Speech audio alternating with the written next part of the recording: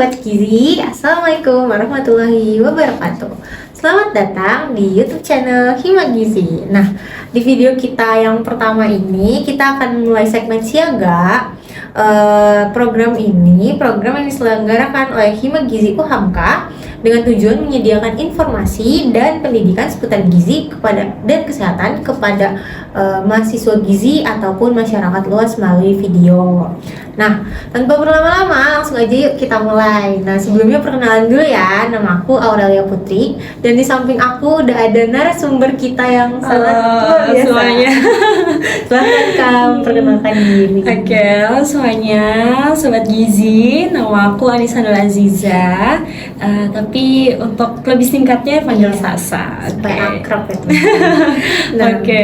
Kak Sasa ini juga lulusan dari Gizi UHAMKA dan juga pernah gabung di organisasi juga loh teman-teman. Boleh nih Kak sharing-sharing pengalaman organisasinya. Oke, boleh. Halo teman-teman, jadi betul kata Aurel, aku alumni UHAMKA jurusan Gizi tahun 2018.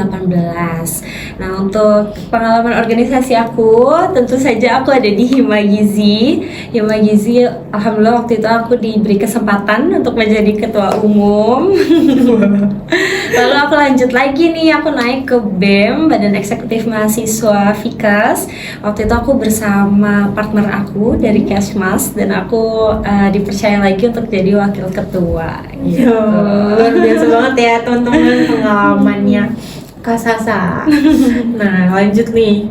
Aku mau sedikit cerita Kak Sasa. Oke, boleh aku Sebentar lagi kan kita mau bulan Ramadan ya. Terus betul. kita mau puasa. Sekarang tuh aku suka kayak lemes, terus mager, kayak intinya pengen males-malesan gitu di siang hari, pengen tuh rebahan terus. Nah, itu tuh sebenarnya ngaruh gak sih Kak dari imun kita atau dari nutrisi kita yang sebenarnya tuh asupannya nggak cukup kayak gitu?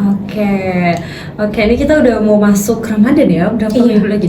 Seminggu lagi kita masuk Ramadan gitu. Memang kalau Ramadan itu kan ada perubahan ya di dalam tubuh, mungkin gak hanya tubuh ya, aktivitas sehari-hari juga mungkin berubah kayak gitu. Kalau misalnya ada rasa kayak tadi yang Aurel rasain, ada lemas, terus ada mager-magernya tiap siang, itu kayak semua orang mungkin ngerasain ya gitu. Nah, itu memang salah satu bentuk adaptasi kita gitu. Mungkin di awal-awal puasa, di hari-hari pertama puasa, tubuh kita akan beradaptasi karena yang biasanya mungkin makannya sehari 3 kali, lalu kita juga ada nyemil gitu ya, ini tiba-tiba gak makan, gak dapat asupan makan gitu. Nah, memang kalau puasa kita perlu maksimalin nih di sahur dan bukanya gitu. Gimana sih cara kita maksimalinnya gitu ya. Nah, untuk sahur dan buka kita memang menggunakan prinsip gizi seimbang ya. Gizi seimbang itu kan tentu aja ada karbohidrat kompleks, lalu juga ada protein. Nah, untuk sahur dan buka kita bisa nih pakai proteinnya double, itu protein hewani dan juga nabati gitu. Lalu yang nggak kalah pentingnya juga ya dari protein adalah sayur dan buah gitu, karena sayur dan buah bisa menjadi salah satu sumber serat, juga salah satu sumber vitamin dan mineral kayak gitu. Nah, biasanya kita fokusnya hanya di karbohidrat dan protein gitu ya. Nah, ya makanlah sayur sering-sering atau jarang-jarang. Jarang lagi. Iya kan? Nah, ini perlu difokusin juga untuk konsumsi buah dan sayur gitu, agar tetap terjaga nih seratnya. Apalagi kalau puasa kan sering ada keluhan, misalnya sembelit gitu ya, susah BAB gitu. Nah, jadi kita perlu untuk konsumsi sayur dan buah kayak gitu. Berarti sebenarnya tuh kita harus juga ya Kak menerapkan gizi seimbang di buka ataupun sahur. Terus kayak makannya juga jangan yang manis-manis terus gitu ya. Iya, betul. Nah, apalagi untuk buka ya, buka kan kita biasanya agak-agak balas dendam gitu ya, karena sudah seharian gak makan. Tapi perlu diketahui kalau puasa itu memang pasti terjadi pengurangan atau penurunan jumlah kalori yang masuk gitu ya. Nah, kalau untuk waktu buka sendiri memang kita disunahkan untuk konsumsi yang manis-manis. Tidak ada salahnya juga, tapi perlu dibatasi gitu. Jangan semuanya makanannya makanan manis, karena kalau makanan manis itu kan bisa buat cepet kenyang gitu ya. Nah, nanti malah makanan yang lengkapnya ini nggak bisa masuk nih karena kita udah terlalu banyak konsumsi makanan manis gitu. Bisa buka itu dengan contohnya misalnya makan 3 kurma, 1 sampai 3 kurma. Lalu boleh teh manis boleh, tapi jangan sampai yang segelas besar gitu ya. Karena kurma juga kita tahu kurma sudah banyak mengandung gula gitu. Nah, bisa juga dengan air putih, malah sangat dianjurkan untuk berbuka dengan air putih gitu, kurma dan air putih. Lalu bisa tuh setelah itu kita sholat maghrib gitu, baru habis itu kita makan makanan yang lengkap. Oh, ada lagi satu yang jadi favorit orang Indonesia untuk buka gitu ya. Makanan apa yang kayaknya ini perlu dihindari untuk berbuka ya gitu? Kayaknya yang berminyak-minyak gitu, betul sekali. Apa itu?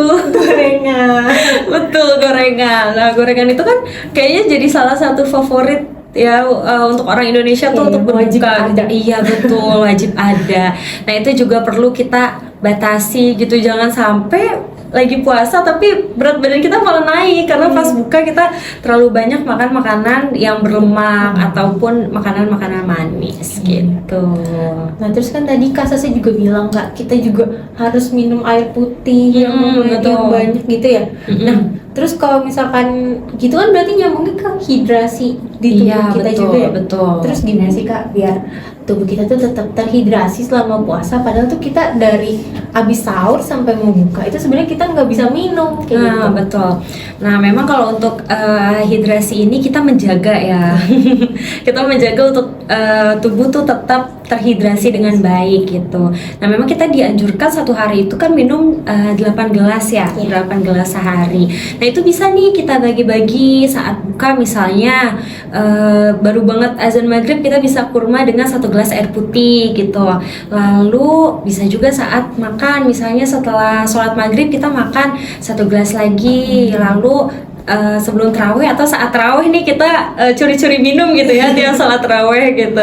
Nah, itu bisa 1 gelas. Lalu lalu 3 gelas bisa diminum saat setelah tarawih sampai mau tidur gitu. Lalu 2 gelas tersisanya di saat sahur gitu. Jadi memang perlu diatur kembali gitu ya jadwal minumnya agar tetap tercukupi kebutuhan airnya gitu. Berarti walaupun kita puasa pun kita tetap harus minum 8 gelas sehari. Iya, betul. Iya, terus juga kayak kalau misalkan kita lagi mau makan nih Kak, ada gak sih makanan tertentu yang kayak bisa ngebantu kita ningkatin energi biar nggak gampang kelelahan gitu? Oke.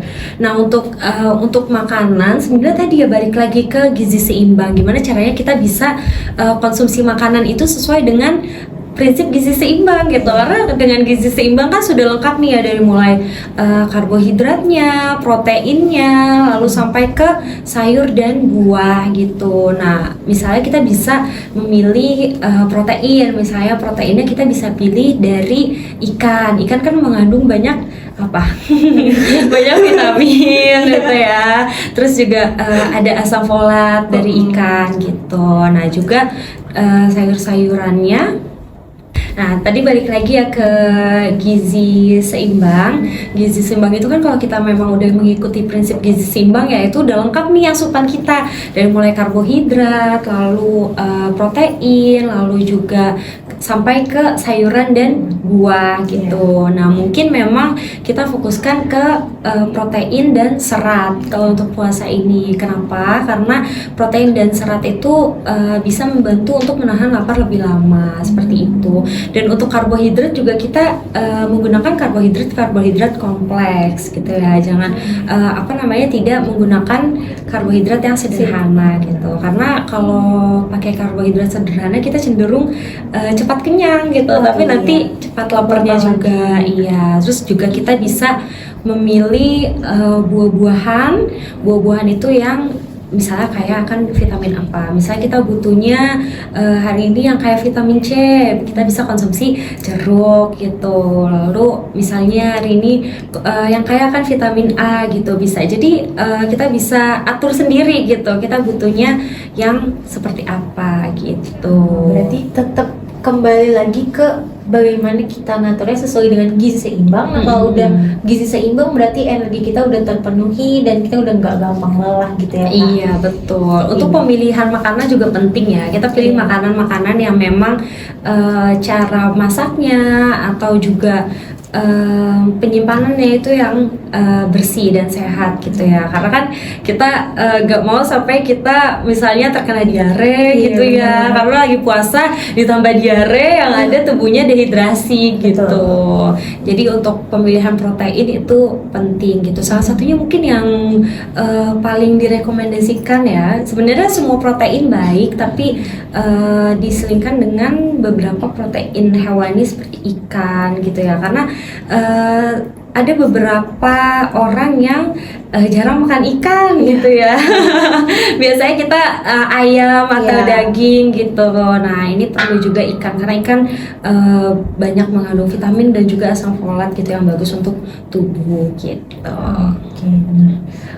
Kalau misalkan tadi kan kita udah ngomongin kayak semacam kelelahan dan segala macamnya, dan kalau misalkan mager gitu, Kak. Nah, berarti kan kalau kayak gitu kita olahraga pun kurang ya, Kak? Oh iya, betul. Terus gimana sih, Kak, kayak kita tuh ngejaga keseimbangan antara puasa, tapi di satu sisi kita puasa, kita tetap bisa olahraga juga gitu. Ada tipsnya nggak, Kak? Oke, kalau untuk olahraga ya ini kita bedakan ya, untuk orang yang biasa memang olahraga sama orang yang kesehariannya nggak pernah olahraga gitu ya. Nah, untuk menjaga tubuh tetap bugar, kalau untuk orang yang tidak biasa olahraga gitu, kita jaga aktivitas fisiknya, misalnya jalan kaki, misalnya yang mau kuliah biasanya naik lift gitu ya. Ini bisa dengan naik tangga gitu. Nah, itu tetap dijaga untuk kebugaran tubuhnya gitu dengan melakukan aktivitas fisik. Nah, lalu kalau untuk orang yang misal memang sebelum puasa sudah rutin untuk olahraga, misalnya mereka jogging, lari, atau misalnya ada beberapa orang yang ke gym untuk olahraga gitu ya, atau ikut-ikut kelas-kelas olahraga. Nah, itu kita bisa atur waktunya. Nah, kalau misalnya waktunya di pagi itu tidak memungkinkan ya, karena kalau olahraga kan kita butuh banyak minum tentunya setelah itu. Nah, kalau misalnya kita olahraganya di pagi, itu bisa jadi kita lemes seharian nantinya kan, karena energinya sudah dipakai semua di pagi gitu. Nah, jadi untuk mensiasatinya, kita yang biasa olahraga bisa olahraganya diganti di sore hari gitu. Jadi sebelum buka nih, misalnya biasanya dia olahraganya sehari 1 jam gitu ya. Nah, bisa tuh mulai di 4:30 atau di jam 4 gitu. Jadi biar setelah olahraga dia bisa langsung makan dan minum gitu. Jadi lemesnya ya paling lemes-lemes setengah jam atau 15 menit gitu ya. Jadi gak ada godaan juga untuk buka dulu. Betul sekali. Betul banget, jangan sampai karena olahraga jadi kita mengorbankan ibadahnya gitu ya. Jadi kita bisa tetap olahraga juga, bisa tetap puasa juga gitu. Nah, kenapa olahraganya nggak di malam setelah tarawih? Karena kita dianjurkan untuk tidurnya juga tetap waktu tidurnya itu tetap terjaga gitu, karena kita akan bangun sahur. Jadi kalau misalnya kita habis tarawih masih olahraga, tidurnya jadi sedikit tuh, karena kita kan kebangun juga nanti sahur gitu. Terus kalau misalkan karena misalnya nih, Kak, ada yang olahraganya malam, nah berarti kan tidurnya kurang ya, Kak? Betul. Terus dampaknya kalau misalkan dia jadi kurang tidur atau jadi begadang mulu gitu, nah dampaknya untuk dia puasa atau untuk imunitasnya dia selanjutnya itu gimana sih, Kak? Oke, kalau misalnya dia olahraganya malam gitu ya, terus dia tidur. Ini ceritanya paginya ada kegiatan lagi atau enggak nih? Jadi ada kegiatan lagi dan jadi tidurnya kurang nih, cuma dikit gitu. Oke, nah itu ya pentingnya untuk menyusun kegiatan kita sendiri gitu ya, karena kan yang tahu badannya kita ya kita gitu ya. Lalu juga kita bisa harusnya tahu situasi dan kondisinya gitu kalau lagi puasa. Jadi sepintar-pintarnya dan sebaik-baiknya untuk mengatur waktu.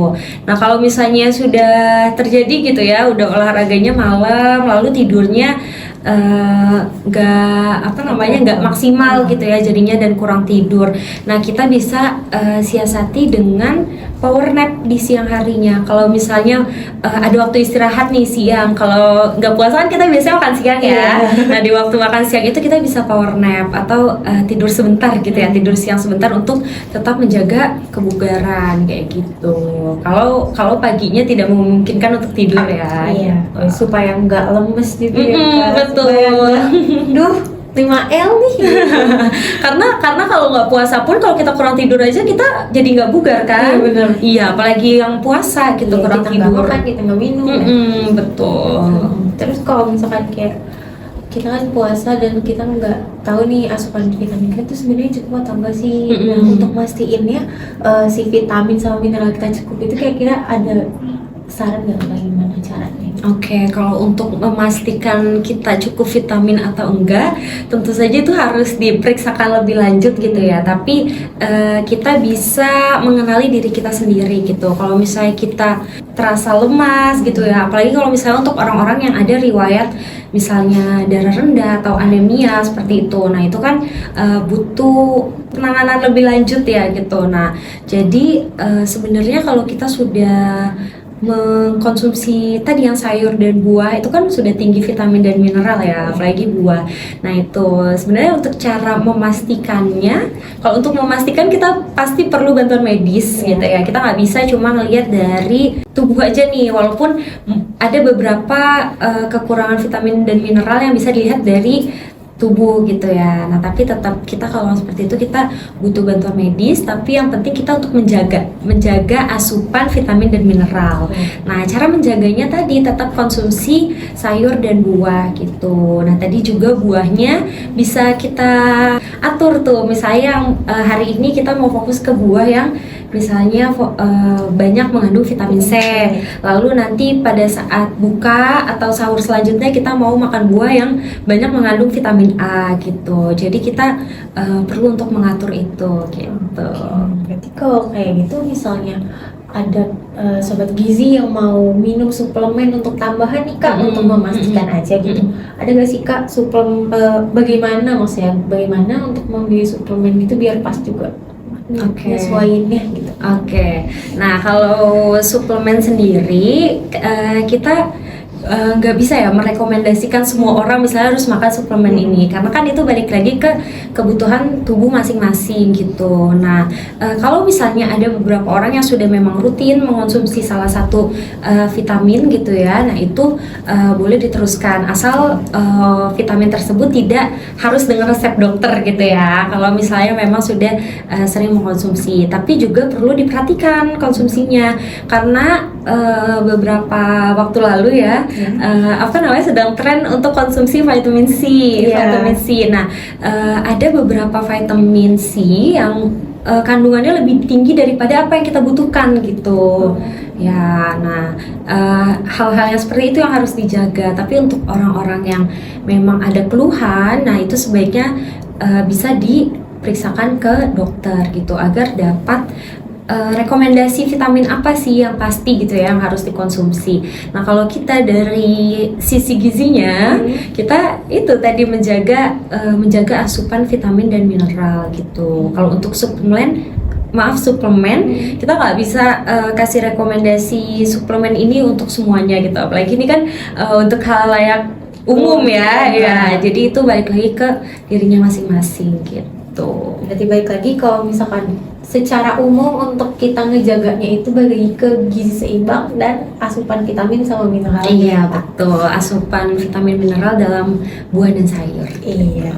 Oke. Terus kalau misalkan ada gak sih Kak rekomendasi khusus gitu buat kayak misalnya penderita penyakit tertentu, kayak yang mau ngejalanin puasa tapi dia lagi sakit tapi tetap mau puasa gitu. Oke. Kalau penyakit yang di bulan puasa yang sering kamu tuh kira-kira apa ya? Kalau aku sih seringnya lambung, Kak, kayak Oh, asam lambung gitu-gitu. bener ya. Mungkin kalau untuk puasa yang sering kambuh atau yang cukup challenging untuk penderitanya adalah asam lambung ya, atau mah gitu. Iya. Nah, memang untuk kasus yang seperti ini kita bisa lihat apakah dia masih akut.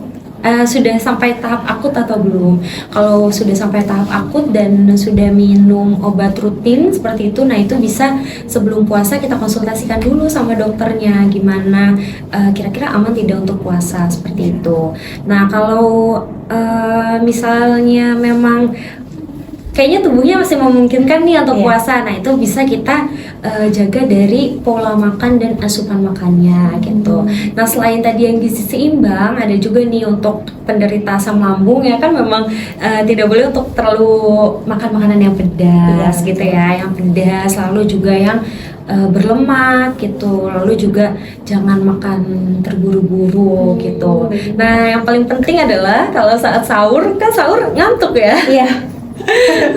Sahur itu ngantuk. Nah untuk penderita asam lambung itu sangat tidak dianjurkan untuk tidur setelah sahur gitu. Oh, berarti justru malah lebih baik jangan tidur setelah sahur dan tidurnya dicukupin sebelum sahur ya gitu, Kak. Iya betul. Nah kalau memang kenapa sih nggak boleh langsung tidur gitu ya setelah Ya. makan? Maksudnya orang sehat pun memang tidak dianjurkan untuk Ya. tidur kan setelah makan.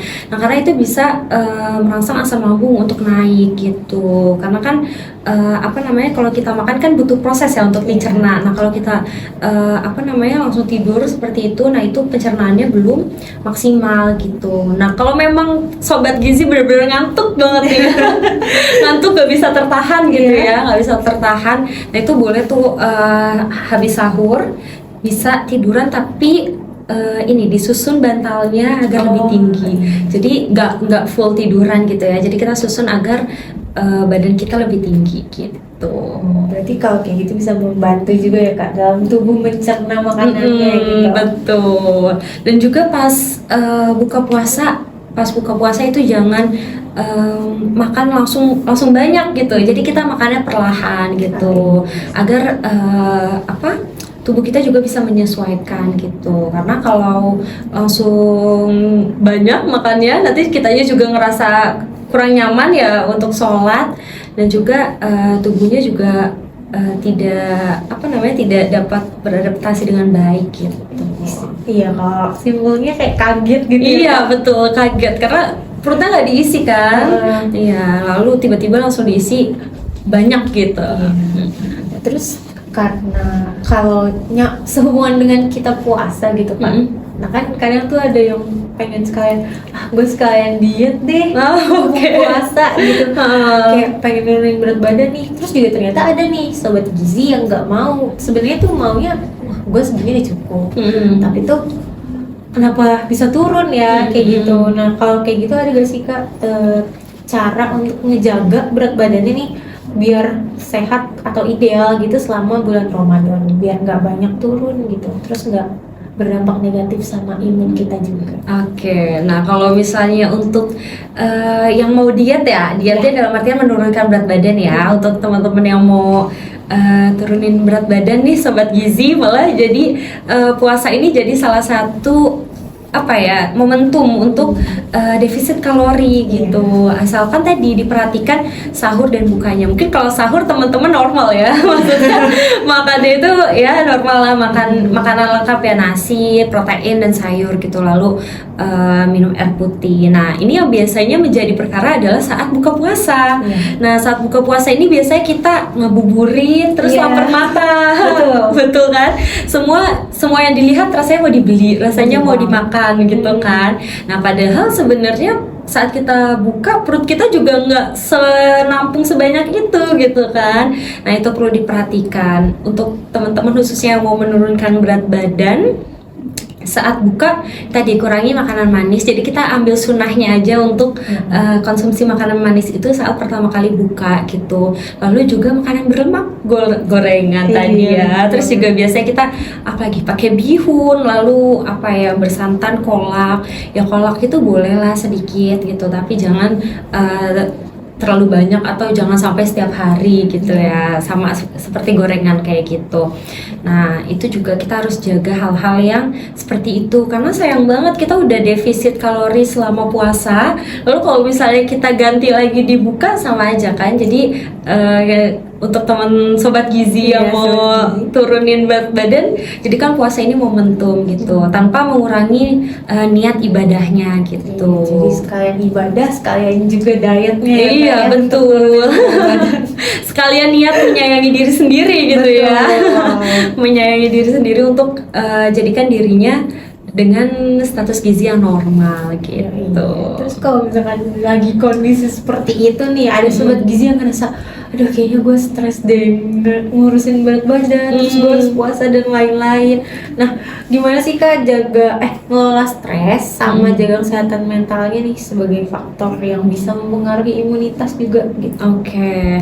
Nah, kalau diet itu kan salah satu syarat diet, entah yang mau menurunkan atau menaikkan berat badan ya adalah happy gitu Iya, ya. nggak Dia boleh harus stres. iya, nggak boleh stres karena harus menikmati proses dietnya. Betul. Gitu. Jangan sampai dietnya itu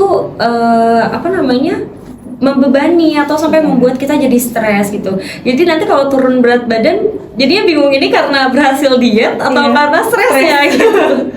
Nah untuk puasa ini, nah itu harus dibuat lebih enjoy gitu ya, terus lebih nikmatin aja prosesnya gitu, jangan sampai membebani. Apalagi puasa ini kan kita niatnya memang untuk ibadah gitu. Nah anggap saja kalau ada penurunan berat badan gitu ya, nah itu jadi salah satu bonus gitu ya, karena kita berhasil menurunkan berat badan gitu. Nah jadi dibawa enjoy aja gitu, sama kayak halnya yang mau menaikkan berat badan. Mungkin kalau untuk yang mau menaikkan berat badan di puasa ini agak lebih effort ya, karena kan waktu makannya jadi Lebih terbatas, sedikit, iya lebih sedikit. Nah itu juga bisa dimaksimalin di sahur dan buka, tapi juga tetap memperhatikan daya tampung perutnya gitu, jangan sampai dipaksa makan gitu ya Supaya semuanya naik. iya sampai supaya naik nanti, tapi jadi mengakibatkan mual atau muntah gitu kan, itu sama aja nanti keluar lagi gitu ya. Jadi perlu disesuaikan dengan kesiapan tubuh untuk menerima makanan kayak gitu. Terus kalau misalkan selanjutnya nih Kak, misalnya kayak kadang kan kita puasa asupan kita kurang dan lain-lain, gula darah kita juga menurun ya Kak? Betul. Iya, terus untuk ngejaga asupan gula darah kita biar tetap stabil itu gimana sih Kak? Oke, nah mungkin kalau untuk orang-orang yang tidak punya riwayat diabetes, ini menjadi hal yang masih bisa ditoleransi begitu ya. Kalau misalnya sahur, mungkin kita bisa gula itu kan nggak hanya dari misalnya teh manis ada gulanya gitu ya, atau dari dari susu ada gulanya gitu ya, tapi kan dari makanan karbohidrat juga kita sebenarnya sudah bisa dapat gula, atau biasa kita sebutnya hidden sugar ya. Nah hidden sugar juga kita bisa dapat dari misalnya tadi susu gitu ya, atau kalau teh manis kan memang kita sengaja menambahkan gula ya agar manis gitu. Nah untuk orang-orang yang tidak punya riwayat diabetes mungkin masih bisa untuk konsumsi seperti susu gitu ya dan lain-lain. Nah itu hal-hal seperti itu yang maksudnya makanan-makanan seperti itu yang bisa menjaga gula darah kita tetap stabil gitu ya. Dan pada saat buka juga sama, jangan langsung konsumsi makanan manis semua, karena tadi gula darah kita pasti menurunkan saat puasa. Nah jangan sampai nanti langsung dikasih gula banyak gitu ya, pas buka nanti langsung melesat naik gitu. Nah apalagi untuk teman-teman yang punya riwayat diabetes gitu ya, untuk sobat gizi yang punya riwayat diabetes atau keluarganya atau orang tuanya, nah itu sangat perlu diperhatikan gimana. Nah kuncinya tadi jangan sampai mungkin sebelum puasa bisa dikonsultasikan dulu dengan dengan dokter pribadinya atau dokter yang biasa memang untuk check up gitu. Gimana nih kira-kira kondisi gulanya gitu dalam tubuh. Bisa juga cek gula darah dulu sebelum sebelum puasa, iya, biar kita tahu nih kira-kira gula darahnya lagi tinggi atau lagi rendah, lagi mengalami hiperglikemi atau hipoglikemi gitu ya, biar kita bisa mengatur asupan makannya gitu. Supaya bisa mengira-ngira juga ya Kak. Betul.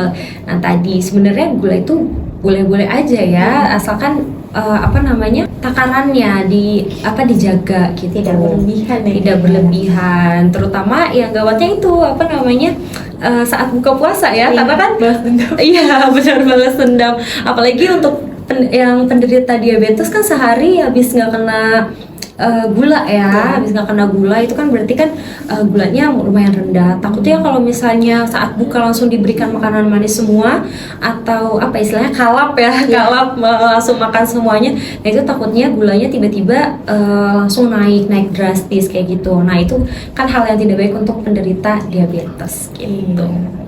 Oke. Nah, kita kan udah masuk ke penyakit juga nih Kak, dari dikit-dikit ya.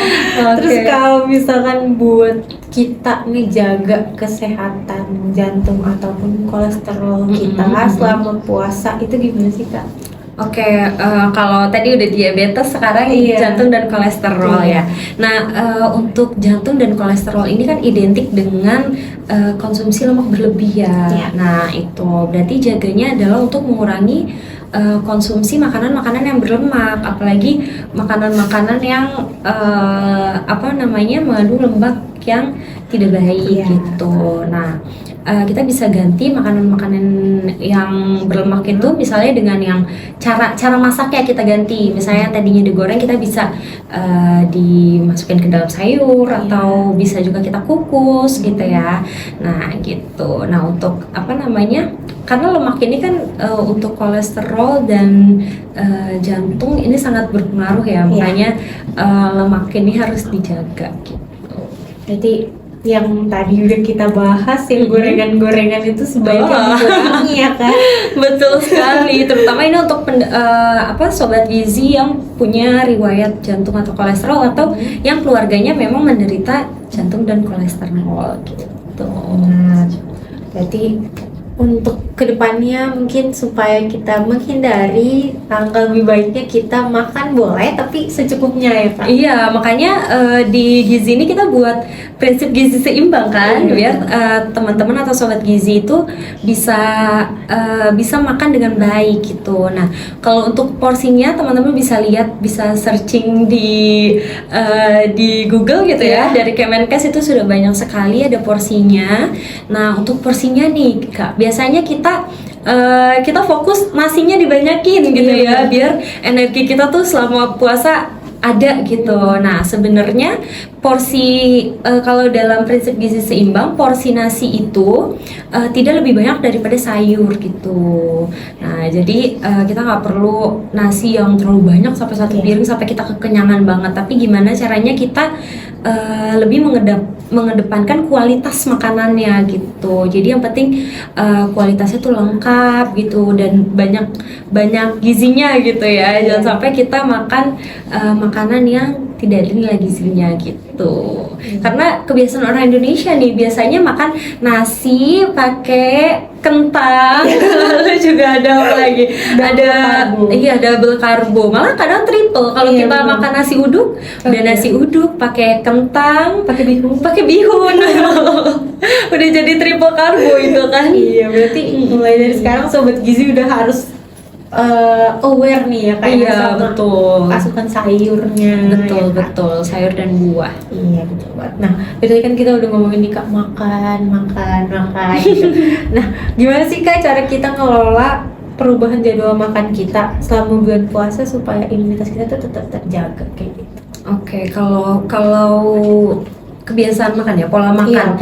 Nah itu memang kalau puasa kita pasti berubah ya pola makannya, karena kita waktu yang biasa kita makan malah jadi kita nggak boleh makan gitu ya. Waktu yang biasa kita tidur malah jadi makan gitu kan. Nah itu di beberapa hari pertama itu pasti kita ada adaptasi, tubuh kita beradaptasi gitu ya.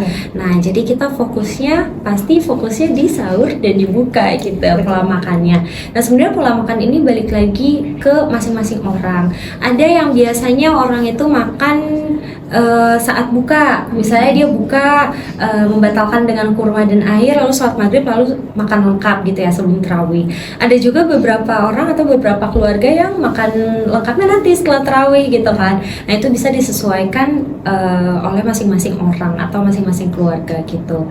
Nah tapi yang penting adalah sahur. Gimana caranya kita tidak melewatkan makan sahur gitu.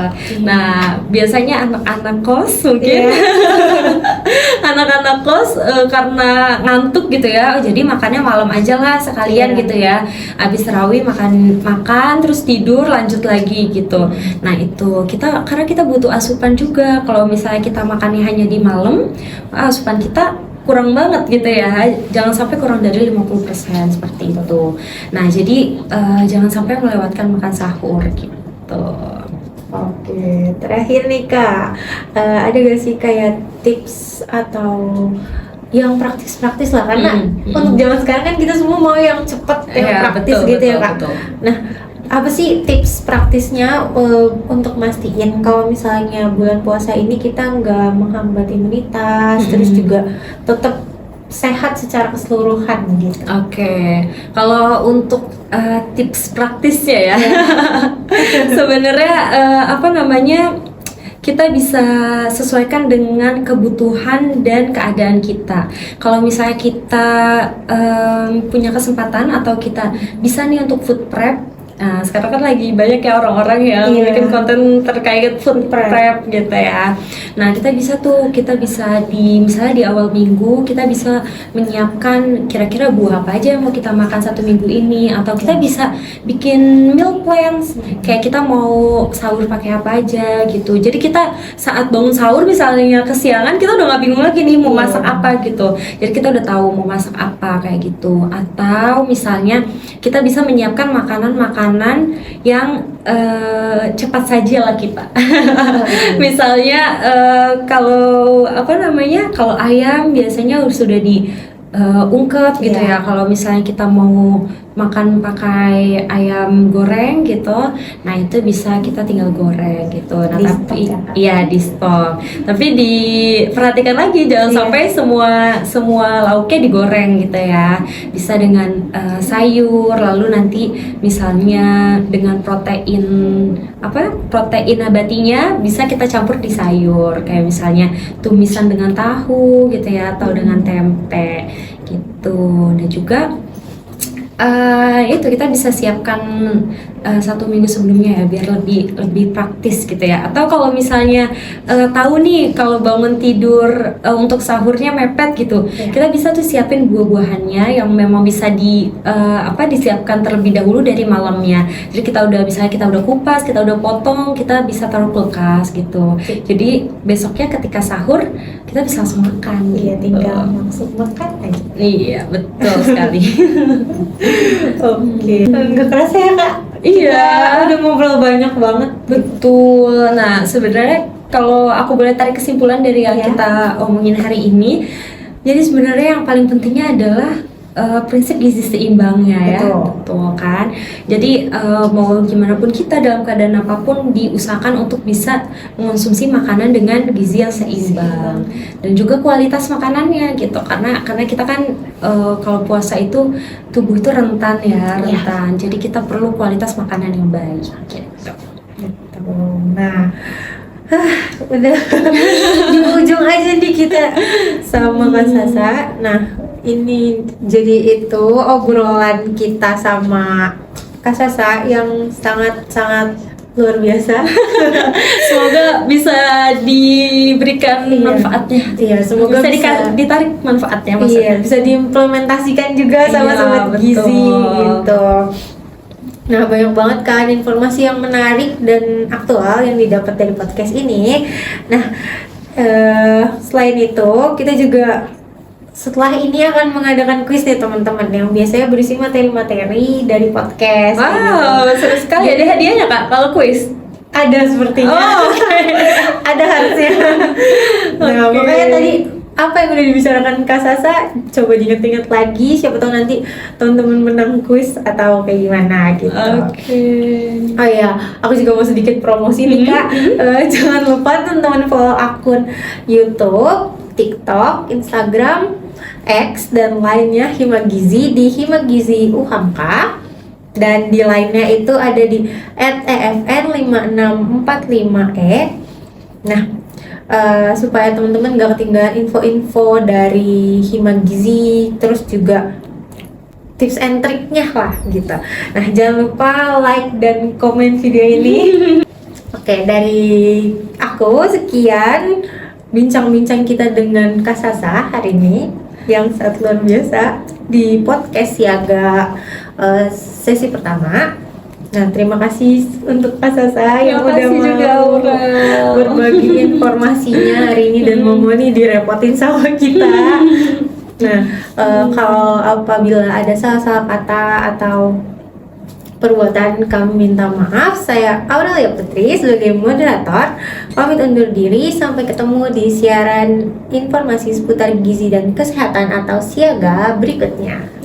Bye-bye. Terima kasih Sobat Gizi. Terima kasih Sobat Gizi. Assalamualaikum warahmatullahi wabarakatuh. Waalaikumsalam.